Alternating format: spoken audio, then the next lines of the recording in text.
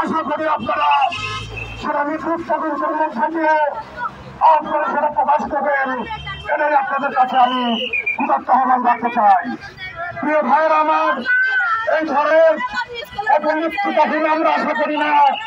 এই ধরনের অপমৃত্যু আর যেন কোনো মায়ের বুক সাধনা করে, কোনো পিতার বুক সাধনা করে, যার জন্য একটি সুস্থ তদন্তের মধ্যে দিয়ে নিরপেক্ষ দৃষ্টিতে একটি সঠিক বিচারের আওতায় এনে তাদেরকে সঠিকভাবে বিচার করা হোক, এটাই আমাদের আসামি সহ আর যদি চলতে থাকে তাদের বিরুদ্ধে আইনানুগ ব্যবস্থা এবং কিন্তু সাপেক্ষে কোনোভাবে সুস্থভাবে তাদেরকে আইনের আওতায় হোক, এই আশাবাদ ব্যক্ত করে আমি আমার সংক্ষিপ্ত বক্তব্য এখানে শেষ করছি।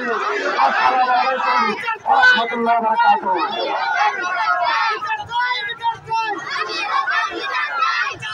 বিসমিল্লাহির রহমানির রহিম। এই পর্যায়ে কথা বলবেন আদর্শ প্রতিষ্ঠানে লেখাপড়া করছে আদর্শ ইন্টারন্যাশনাল স্কুলের ম্যাডাম শারমিন আক্তার।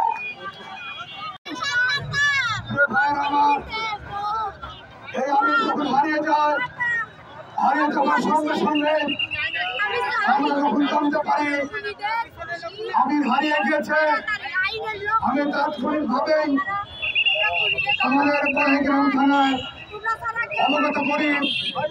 অবগত করবার সঙ্গে সঙ্গে পুলিশ প্রশাসন এসে তারা আইনগত সহায়তা দেওয়ার জন্য আমাদের পাশে দাঁড়িয়েছিল।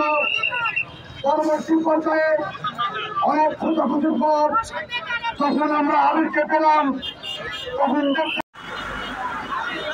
তারপরে যখন বাচ্চার নিখোঁজের সংকট আমরা শুনলাম, আমরা সবাই শিক্ষা পায় নাই, তারা তদন্তের নামে মোটা অঙ্কের টাকা হাতিয়ে খুনিদেরকে পার করে দেয়।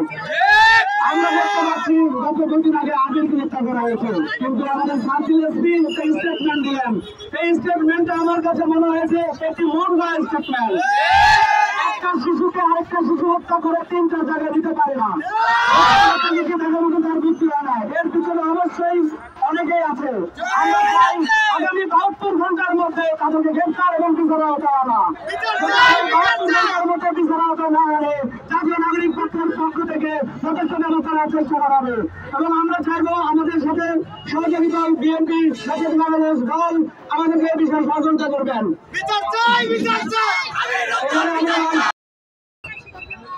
একজন শিশু দ্বারা বুকের আঘাতে মৃত্যুবরণ করতে ভালো করে পরবর্তী পর্যায়ে এই আমিরকে টেনে নিয়ে গিয়ে ভুট্টার কাছে নিয়েছে, সেখানে থেকে রাখার মতো শক্তি বা সামর্থ্য সেই ছেলের ছিল না।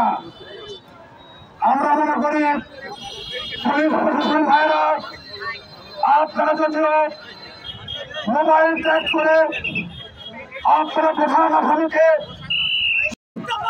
আমরা চাই ঘন্টার মধ্যে আমি হত্যা কমিটি করতে হবে এবং ফাঁসি দিতে হবে। আমরা মানুষের পক্ষ থেকে বলতে চাই বসিয়ে রাখলে বসিয়ে আমি হত্যার ফাঁসি। ধন্যবাদ।